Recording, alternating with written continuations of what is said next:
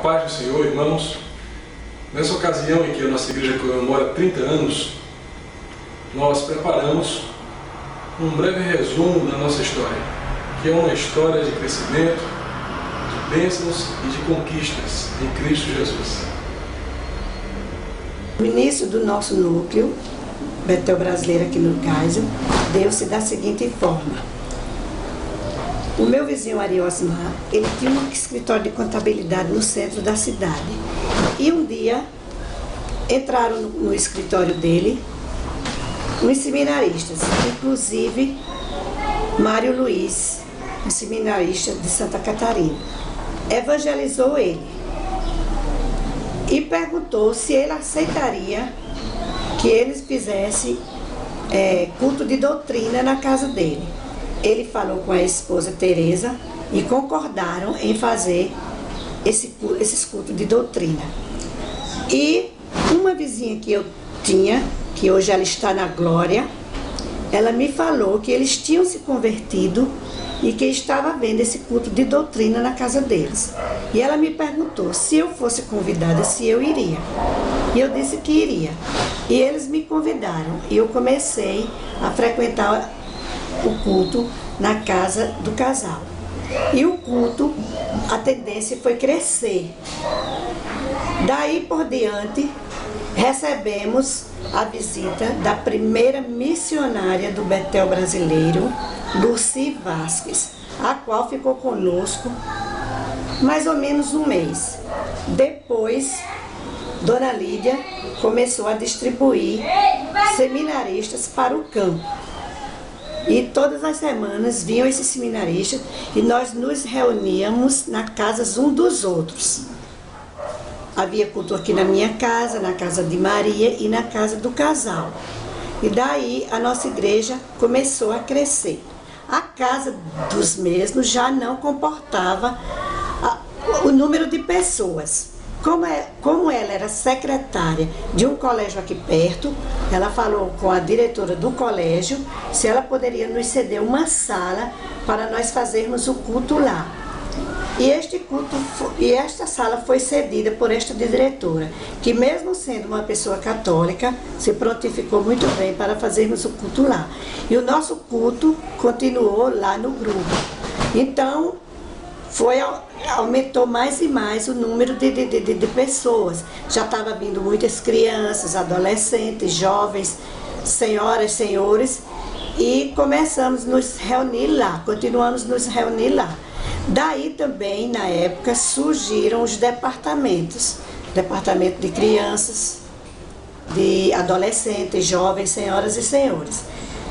Como o trabalho já estava crescendo muito, já tinha muitos membros, os irmãos resolveram ir na prefeitura à busca de um terreno.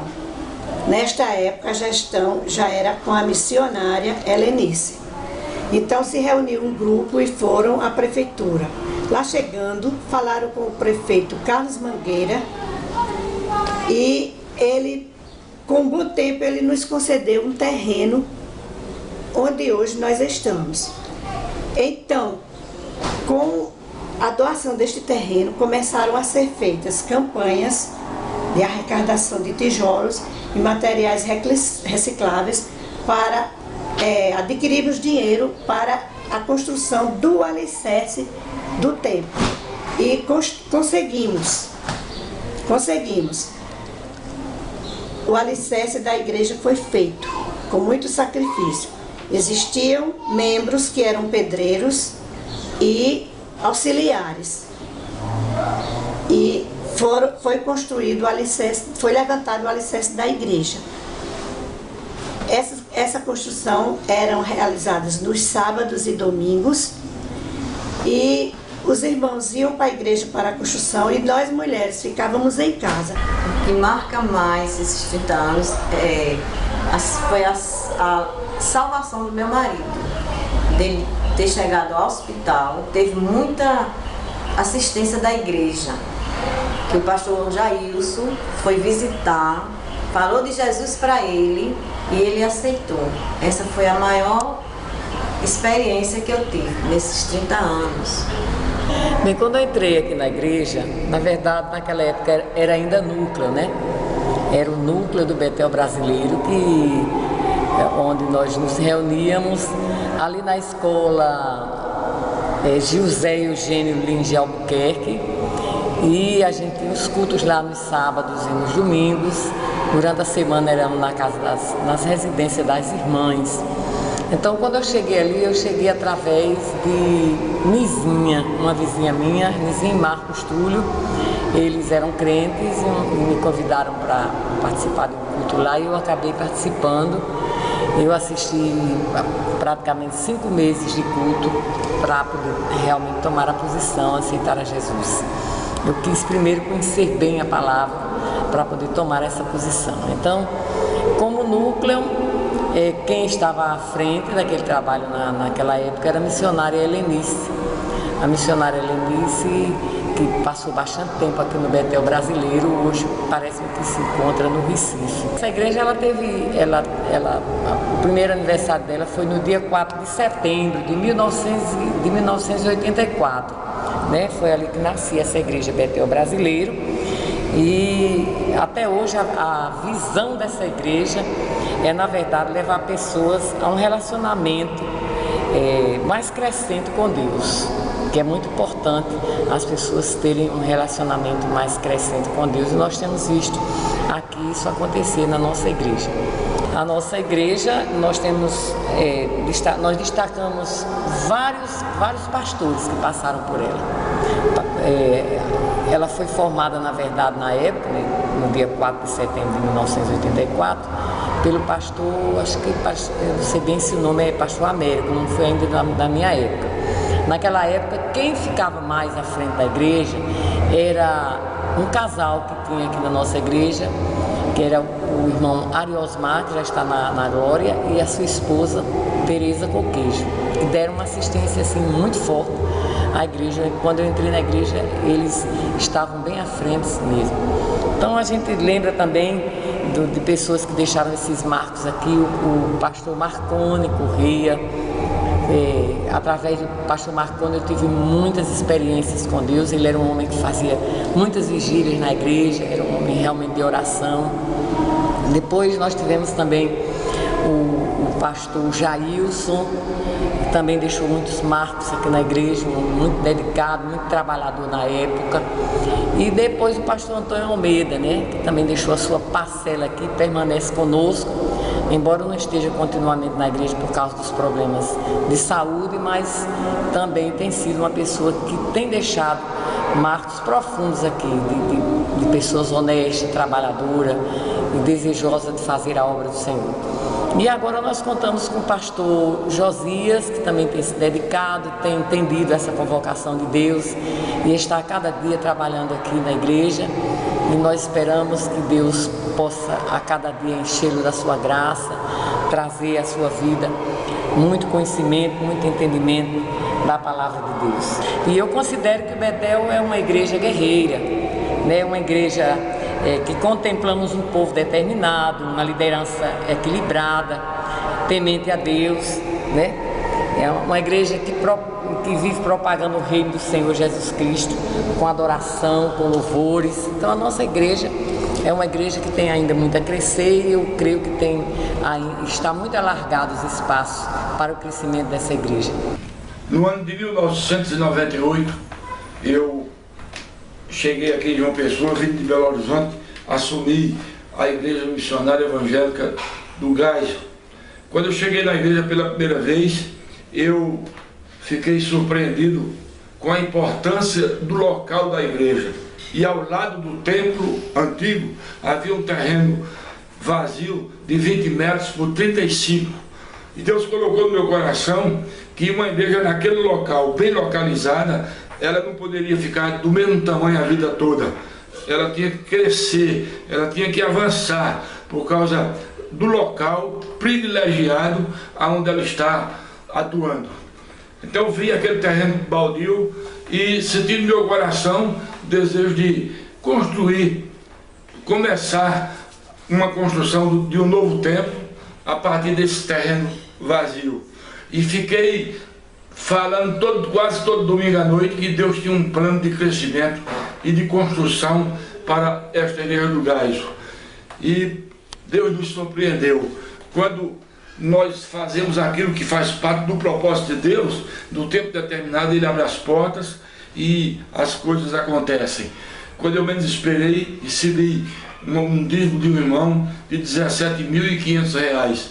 Peguei esse dinheiro, reuni o conselho da igreja e o conselho aprovou que nós comprássemos 3 colunas de pré-moldado para colocar nesse terreno vazio, que seria o começo de uma igreja nova.